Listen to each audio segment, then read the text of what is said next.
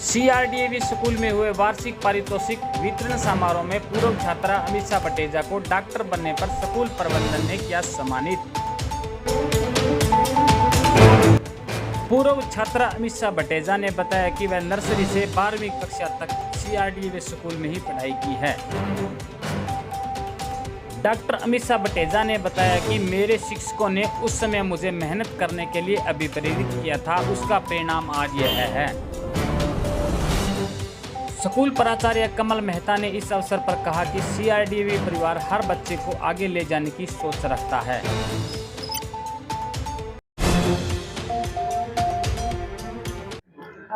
मेरा नाम अमीषा बटेजा है। मैं सीआरडीएवी पब्लिक स्कूल से पास आउट हूँ फ्रॉम नर्सरी टू 12th। आप कब से सीआरडीएवी स्कूल में पढ़ रहे थे? एक्चुअली जब से सीआरडीएवी स्कूल बना है मैं तब से यहीं पे ही हूँ, और जब तक मेरी स्कूलिंग कंप्लीट नहीं हुई है मैं इसी स्कूल से ही पढ़ी हूँ, मतलब तब तक मैं यहीं थी, 12th पास। इतने सालों में आपको स्कूल बदलने की कभी कोई मन में नहीं आई कि अगर मैं और स्कूल में पढ़ूँ तो मैं अपना करियर बना सकती हूँ या कोई और कर सकती हूँ? आपको सीआरडीएवी पर इतना विश्वास कैसे? विश्वास तो तब पता नहीं था, बच्चे थे तब, लेकिन हाँ ये जरूर था कि स्कूल ने कभी भी मतलब डिमोटिवेट नहीं किया या फिर स्कूल से कभी भी निराशा नहीं हुई कि हाँ मुझे गलत लग रहा है कि हाँ मैं इस स्कूल में क्यों हूँ। हमेशा स्कूल ने सपोर्ट किया हर चीज़ के लिए। अगर हमें कभी किसी भी टीचर से भी कंप्लेन थी, कभी कुछ भी ज़रूरत थी, तो दे वर देयर फॉर अस। आपने जैसे प्लस टू कर ली, स्कूल से आप चले गए, हाँ जी। तो स्कूल ने कोई हेल्प की सीआरडीएवी स्कूल में आपकी? हाँ जी। कोई मैनेजमेंट ने कोई हेल्प की आपको? हाँ जी, मैनेजमेंट काफ़ी सपोर्टिव थी। मतलब अगर 12th के बाद भी मुझे कोई दिक्कत आई तो उन्होंने मुझे काफ़ी सपोर्ट किया, बिकॉज़ 11th 12th में जो टीचर्स थे मेरे, उनके साथ काफ़ी अच्छा बॉन्ड था। उन्होंने काफ़ी सपोर्ट किया मुझे मेरी आगे की जर्नी के लिए। जब मैं आगे के लिए पढ़ने गई तो उन्होंने मुझे काफ़ी ये कहा, मतलब सजेशंस भी दिए कि हाँ तुम ये अपना करियर चूज़ कर सकते हो, इसमें चूज़ कर सकते हो, ऐसे। ये तो रही एकेडमिक की बात। आप स्कूल को एक्टिविटीज में और चीजों में, स्पोर्ट्स में है, तो आप क्या चीज कितने मार्क्स देना चाहिए? हमारे स्कूल में ना यही बेस्ट एक चीज़ थी कि हमें ना हमेशा एक्स्ट्रा करिकुलर एक्टिविटीज़ के लिए भी मोटिवेशन दिया जाता था। एक्चुअली मैं भी अपने स्कूल के अंदर डांस कल्चरल एक्टिविटीज़ के अंदर पार्टिसिपेट किया है, ऑल्दो कभी इतना अच्छा नहीं होगा मे बी, बट या I did participate in everything. Sports activities हमारे स्कूल में काफ़ी अच्छी होती हैं। हमारे स्कूल में एनुअल स्पोर्ट्स मीट होती हैं हर एक साल। मतलब कल्चरल इवेंट्स, हाउस इवेंट्स होते हैं, जो इंटर हाउस कंपटीशन होते हैं। काफ़ी मतलब काफ़ी कॉम्पिटिटिव माहौल भी होता है, बट सपोर्टिव माहौल भी होता है कि हाँ तुम पढ़ाई में भी हो, एकेडमिक्स में भी अच्छे कर सकते हो और कल्चरल एक्स्ट्रा करिकुलर में भी अच्छे कर सकते हो। स्कूल का नया सेशन जैसे शुरू हो रहा है, तो आप बच्चों के लिए, आप बच्चों को सपोर्ट करोगे आगे? हाँ, अगर मुझे बुलाया जाएगा सपोर्ट के लिए तो जैसे आज बुलाया गया है तो भी आई विल मेक श्योर कि हाँ मैं आ सकूं। अगर मैं हुई यहाँ पे तो I will definitely come.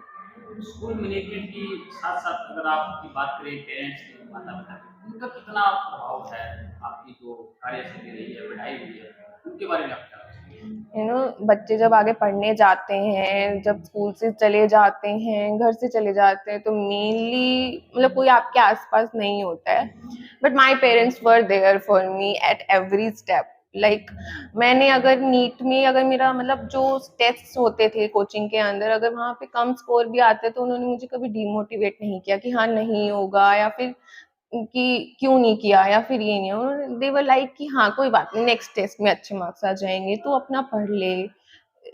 They were never बहुत अच्छे से सपोर्ट किया उन्हें कि दे डिड नो कि वो क्या कर रहे हैं। They did very good parenting, बहुत अच्छे पेरेंट्स थे। आप यहाँ तक पहुँच चुके हो, आगे का आपका क्या लक्ष्य रहेगा कि इससे और बढ़कर हम कुछ नाम रोशन करें इलाहाबाद का, पूरे हरियाणा का? अभी तो मेरी एमबीबीएस जस्ट कंप्लीट हुई है, इंटर्नशिप कंप्लीट हुई है, तो अभी मेरा पोस्ट ग्रेजुएशन पे ही फोकस है पूरा अभी कि मुझे नीट पीजी अभी देना है, पोस्ट ग्रेजुएशन करनी है, और किसी स्पेशलिटी के अंदर अगर मुझे जाना हुआ तो आई वुड प्रेफर कि हाँ मुझे कोई अच्छी ब्रांच मिले। आपको कैसा लगा? जैसे ही मनीषा हॉल में एंटर की तो मेरे माइंड में वो सारे एक्सपीरियंसेस, सब वो यादें, सब वो बातें जो पेरेंट्स अमीशा से रिलेटेड डिस्कशन ऑफिस में या आउटसाइड, वो सब मेरे माइंड में एक तरह से रिकॉयल होने लग गया। तो मैं बात करूं, पेरेंट बहुत ही मोटिवेटेड और डेडिकेटेड थे अमीशा के लिए। अमीशा एक एक्सीलेंट गर्ल थी, बट अगर हम कहें ना कि हर हाल में वो क्रैक कर लेगी, वैसा फील उस टाइम पे नहीं हमें आता था। लेकिन धीरे धीरे जब ये प्रिपरेशन कर रही थी, इससे जब डिस्कशन होता था तो लगता था ये कुछ अलग है। वो डेफिनेटली एक, वो कहते हैं ना कि वैसे तो टीचर कह देता है ना कि ये बच्चा नहीं कर सकता तो मतलब नहीं कर सकता, लेकिन हमारा कॉन्सेप्ट बदल गया। अमीशा का एक थॉट प्रोसेस अलग है और वो हम देखते, उसके बारे में जब डिस्कशन होती तो एक बिंदास थॉट प्रोसेस है कि करना है, मन करेगा तो 4 दिन रात पढ़ना है, जिसको अगर हम कैलकुलेट करते हैं तो 4 गुना 24 के हिसाब से 96 घंटे हो जाते हैं। तो वो उसमें मैक्सिमम पढ़ रही है। उसके बाद इसको फिर पता लगता है नहीं, अब नहीं पढ़ना है, तो 5 दिन इसने एक बार भी बुक को हाथ नहीं लगाया। तो ये अपने आप में एक बहुत अलग डिफरेंट थॉट प्रोसेस है। नहीं तो जनरली क्या होता है कि बच्चा सोचता है कि 12 घंटे पढ़ना है तो 12 घंटे रोज के पढ़ ही रहे हैं, वो बीच में एक भी डे अपना मिस नहीं कर पा रहे। अगर वो कर देते हैं तो उनको, उनके मेंटल प्रेशर एक बहुत ही अलग तरीके का हो जाता है, वो उसको मेंटेन नहीं कर पाते। लेकिन ये एक अलग थॉट प्रोसेस की थी, और वो ही था कि इसने जब अपना सेकंड अटेम्प्ट किया और इसको बेस्ट कॉलेज जो भी है चाह रही थी, रोहतक मेडिकल कॉलेज इसको मिला और वहाँ से इसने MBBS कंप्लीट किया। बिसाइड इट, हमारे पॉइंट ऑफ व्यू से हम लोग क्या है कि फैसिलिटेटर्स हैं, टीचर्स प्रोवाइड कराते हैं, उनका बेस्ट करिकुलम देखते हैं, बच्चा कितना मार्क्स ऑब्टेन कर रहा है, उसको कैसे शार्पन किया जा सकता है, इस चीज के ऊपर काम करते हैं। तो इनकी टीचर जो एक डॉली चोपड़ा, इनको बायोलॉजी पढ़ा रहे थे, तो उनका बेबी जैसे हुआ तो उस टाइम के बाद ऑब्वियसली स्कूल ने दूसरा टीचर अपॉइंट किया, तो वो नहीं आ पा रहे थे। तो इमीडिएट आफ्टर 1 और 2 मंथ्स इसकी मदर आए कि नहीं सर, बच्ची तो मैम से पढ़ना चाहती है।